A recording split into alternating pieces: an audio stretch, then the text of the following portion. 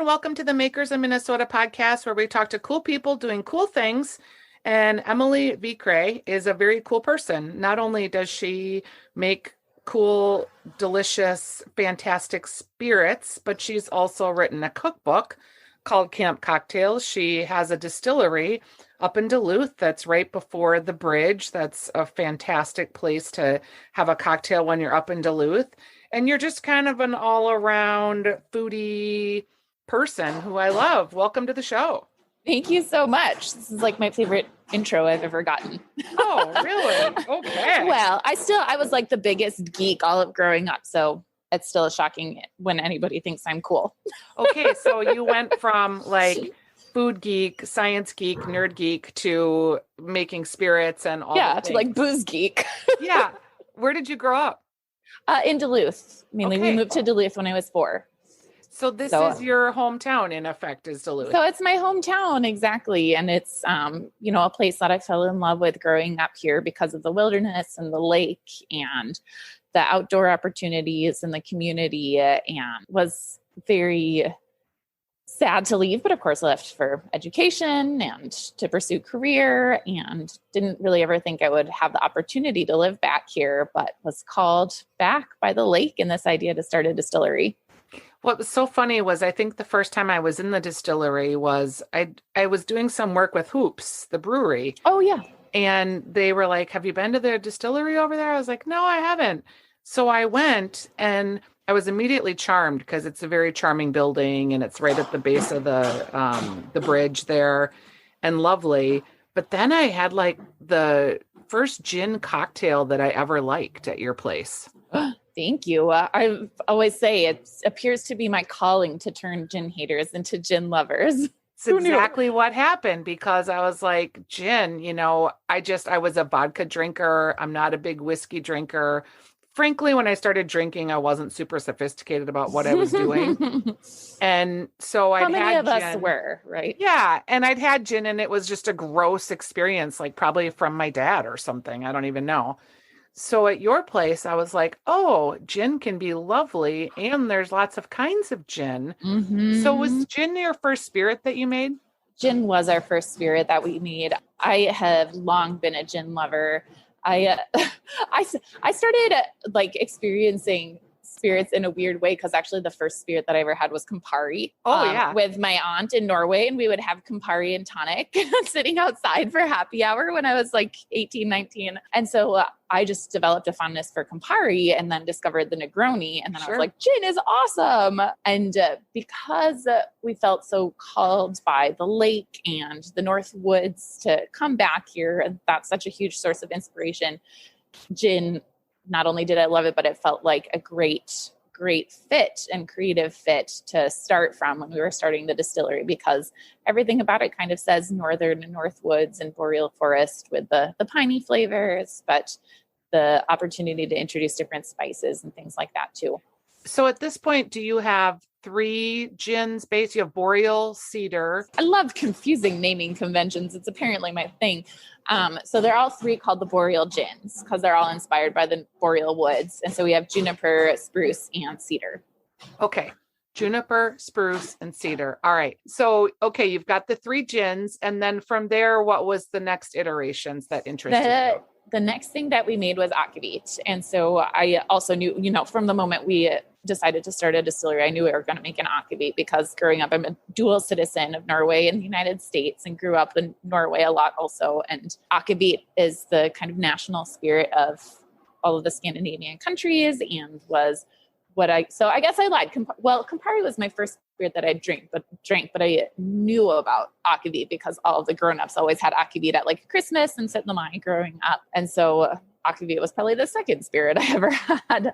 And I knew that we had to make an akvavit. It was just part of my heritage, part of who I am. What makes akvavit so special? Because you have akvavit and then also Gamel Ode has it. Mm-hmm. And it feels like both of your versions are really different.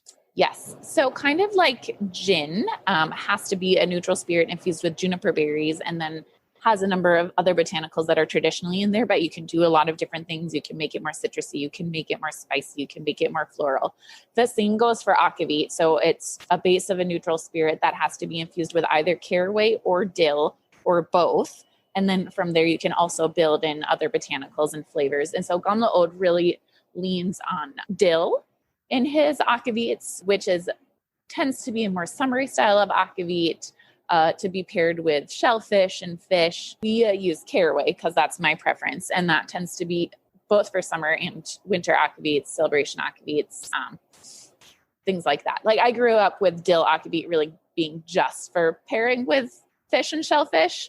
And I wanted to make one that was in the style, or we actually made two, but in the style of like a more versatile akavit that would be really great as a cocktail base as well. One thing that I think is really interesting about you and your distillery and also your cookbook is you're very entrenched in the terroir of Duluth, of the lake, of the climate that you're in. Your whole cookbook for craft cocktails is about foraging. You've been, in my mind, you've been very successful. That you're like kind of this little engine that people maybe, you're not like super flashy, but you're very earnest. You're very Nordic. Has that been sort of what drives you? Because, there's a lot of flashy cocktail companies in the Twin Cities and a lot of people doing great things. And you just keep trucking along with really creative, interesting stuff, Emily. Thank you. That means a lot to me, actually. Yeah, I would say we're friends with and admire and love many of the places in the Twin Cities for sure, right? But I definitely feel passionate about being very authentic to who we are up here and very personal. And what drives me is community and beauty and not like trends, not flat, but just, earnest, but with a glint in my eye, like my good dose of snark. But it just, when you come into our space, it's very cozy. It's not like we hired an interior designer to like lay out the space. It's like we want people to feel like they stepped into our living room and are having a drink with us and are invited into our community and to like really be part of a community, not just like a brand that's out to sell stuff. We have to sell stuff. We're a business. Sure. And I think we make the best stuff you could possibly have. And so it's just like really enjoyable. But for me, what cocktails are about is about creating and about community and inviting people to be part of that. Is it different being a woman, do you think? I think it is. I definitely think it is. It's something that, I've never had the experience of not being a woman. Sure. So I don't have the counterfactual, but I definitely do notice, internal and external pressures to carry myself in a particular way that is driven, but not too overtly driven, because that's intimidating. That is like serious enough that I'm not like ditzy, but not so serious that people are like, oh, she's a bitch. Sorry, you probably can't swear on your podcast. Yeah, you can. And so I do notice, and I've been reflecting on it a lot, especially this last year, that there is a lot of, underlying mental energy that goes into navigating business as a woman that I assume that I would not have to put in if I were a man, because, I see my husband, I see people who don't, and who just like waltz into a room and yell at people, and people are just like, oh, that's what they're like, oh, they're charismatic. And you're like, no, they were mean. Yeah. It is interesting. I just read a book from my book club, and I might have to send you a copy. It's about data points and how the data-driven world is sort of set up for men. Mm-hmm. And it talked about performance reviews and how women in performance reviews are bossy, bitchy, overbearing. Like they had all these words that they talked about with women in performance reviews: too aggressive, too direct. Mm-hmm. And then in the male performance reviews, those same terms, direct, aggressive, leader, they were all like seen as positive traits, where in the female reviews, they were 98% perceived as negative traits. Mm-hmm. So we're even describing like a man who's aggressive is seen as like a ball buster or really going after it. And a woman who's aggressive is seen as a bitch or too much, mm-hmm. or needs to dial it back. Yeah. the spirit world, I mean, I got to believe that you're just soaked in that. Oh, big time, big time. And we're so lucky to work with many amazing partners, but you still definitely notice when you walk into a room that it's full of like men in polos or flannels for the most part. And you do have to carry yourself in a particular way. Yeah. And even in our company, we have a leadership team that is me and two women, and then a gay man. And so it's like freeing in a way, but I notice even there, like, and not as a criticism to anybody, we're so steeped in it, right? That it's unconscious. And so it's like, oh yeah, even in that context, like there's some difference. Yeah. And that does, you talk about like the mental energy. One of the things that I'm noticing with COVID, just in work in general, is everybody started working from home.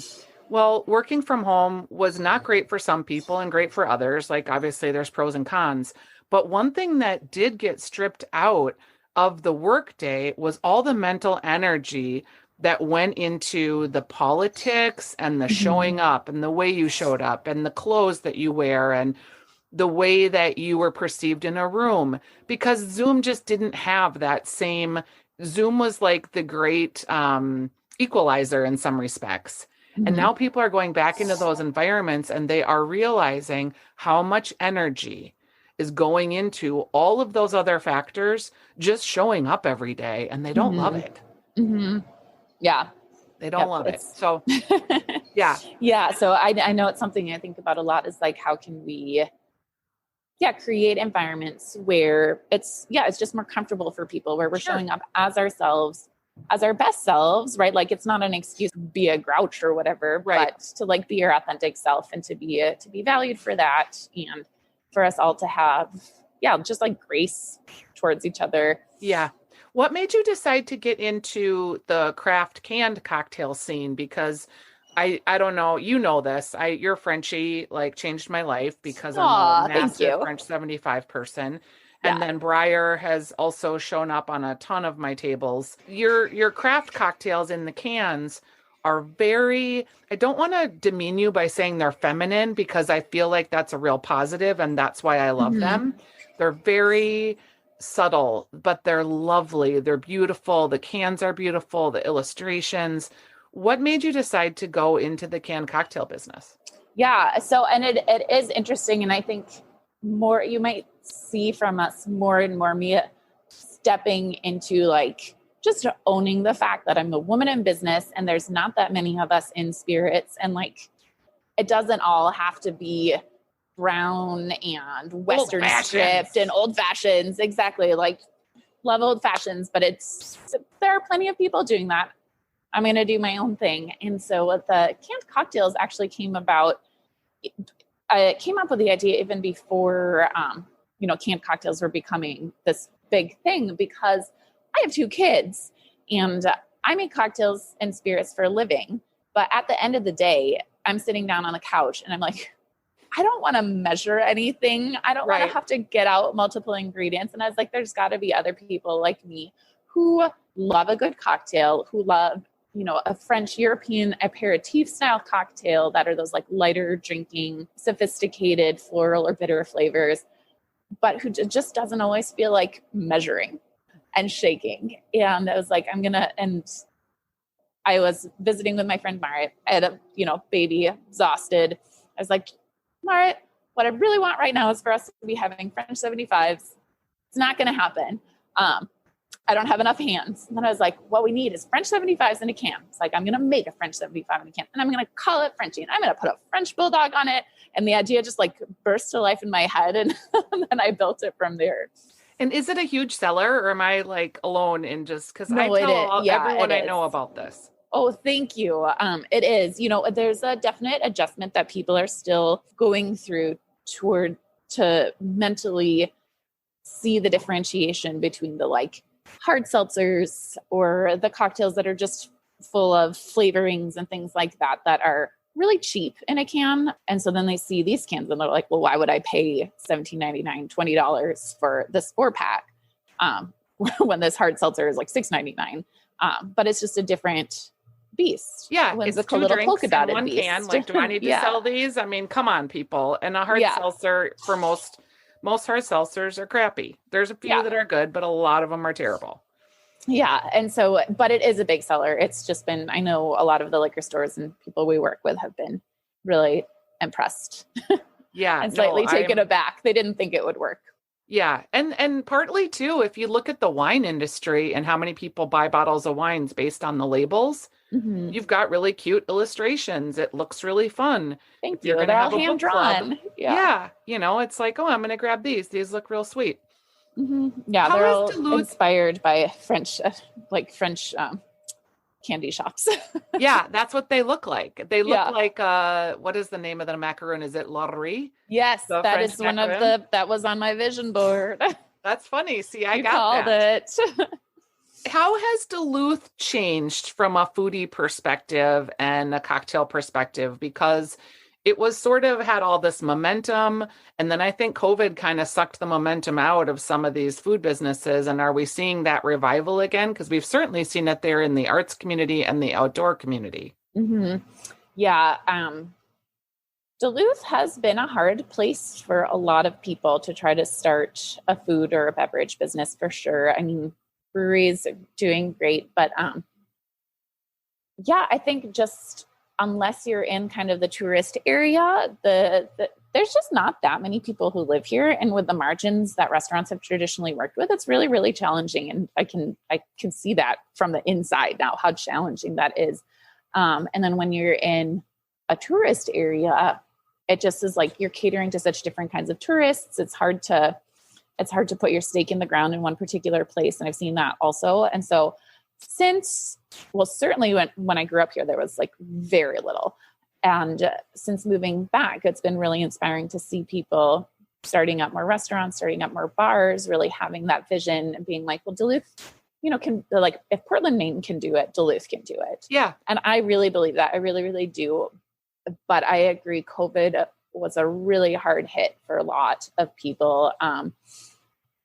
The good side of it is that the Duluth community, the people who live here, really stepped up to support local businesses, and people are really passionate about that. And, got the takeout, really wanted to see people succeed and make it through. A lot of the places pivoted to just food truck. And I think it's interesting to watch places like the Scenic, like some of these other food trucks where it's like, oh gosh, yeah, the overhead for this is way better. Yeah, Scott Graydon is someone that we've talked to on the and it will be interesting to see where they choose to go from here, because if you can get fantastic food without that much overhead, will they ever decide to go to the full service dining experience? And I've noticed more and more good food trucks really getting their start, since the city has kind of changed a little bit of the zoning and made that easier, which I'm really excited about, because I see some of these food entrepreneurs getting their feet under them and really getting their business model down. And some of them are looking to transition to brick and mortar. So I think the momentum is hopefully coming back. Yeah, watching how Duluth is investing in tourism and in some of the neighborhood development. It's definitely a work in progress. It's not going to be perfect. Not everybody's going to be happy for sure, but it feels like some of the momentum is coming back. And I really hope it is, because all the small food entrepreneurs are so inspiring. It's interesting. I have a cabin in Ely, and so one of the things that Duluth did that was really smart is they very much leaned into the outdoors, the lakes, the mountain biking, the ski trails, and the Superior National Forest. And Ely is sort of starting to do that a little bit more too. And I'm wondering if that means that we'll get, someone was saying this summer that there were like 112 homes for sale in Ely at the beginning of the summer. And by the end of the summer, there was only like a handful left. All of these people that have decided that they can work from home and still do their jobs, which would have prevented them from living in a community like Ely, can now have their jobs and also have their hobby businesses that maybe will become things like restaurants or brick and mortar or bars that are maybe doing something a little bit different, or farm to table restaurants, or even foraging as a business. So I feel like COVID in a lot of ways has changed how we're working, and it's also allowed for way more entrepreneurism. And I see some of that coming up in Duluth too, I think. I agree. I 100% agree. I think COVID changed the way we worked, made a lot of people take stock of their work and what they really wanted to be doing and their working conditions and all of that. And I do think also just like, and made a lot of people stop and be like, why am I living in this super expensive city? The Bay Area, New York, wonderful places, but so expensive right now, Seattle. And are like, I could go and have this amazing quality of life and live in a house that actually fits my family for half the amount I'm paying for my apartment and keep working on the computer. And then when those people move, then those are people who can start putting money into the local economy and supporting the small businesses that help those businesses thrive. And, way more than big businesses, small businesses put their money back into the local economy. And so it can become, I think it's 78%. Yeah. Right. And so it can become a very positive cycle. And so I'm very hopeful that this kind of reorganizing of where people live and where commerce is centered can be kind of decentralized so that more and more small communities have these engines of support. Yeah, definitely. And I think I've been fortunate enough to be in the food world, but like you look at like what a Ruth's Gourmet does to a town when they start manufacturing this product, then, you look at what you guys have done you look at Bent Paddle and how fast they've grown, there is a lot of opportunity. So I'm excited about, I'm also I love Duluth. My niece went to school there. I do the Art and Bayfront Park Festival every year. And we're trying to figure out how to entrench ourselves a little bit more in the community so that event, while it's very successful and we love it, we want to more year round be able to impact what's happening with those makers in Duluth. And speaking of makers, Emily, you're going to be involved in my dinner series that I'm hosting at the Lexington for the makers of Minnesota. It'll be November 30th. Tickets are on sale now. It's the third of our dinner series. And I really just want to thank you for participating with us. It's going to be such a fun event. I still feel like there's people that don't know that you guys are from Duluth. Yeah, I know it is always amazing. When you are entrenched in something, you forget how much other people aren't. Right. Right. Exactly. And so then you go out into a different community or different world and people aren't like in the distilling world and they just they haven't heard of you and you're like, well, great, because that's an opportunity to chat with this person now too and make a connection. Yes. And we are going to you will be there. We have a Head Creamery that's going to be there, and we're just going to have a great opportunity to sit, experience the products of some of these makers and really just have a good time being together. It will be at the Lexington. It's November 30th. You can find tickets at thelexmn.com. And I appreciate you being with us today and just sharing a little bit more of your story. I'm a huge homer, so I'll just keep promoting you as much as I can. Thank you so much. Thanks so much for having me. It's super fun. You do a great job. You make great products. And next time I'm up in Duluth, I'll make sure to stop by and have a drink. Please do. Okay. Thanks, Emily. All right. Talk to you later. Bye-bye.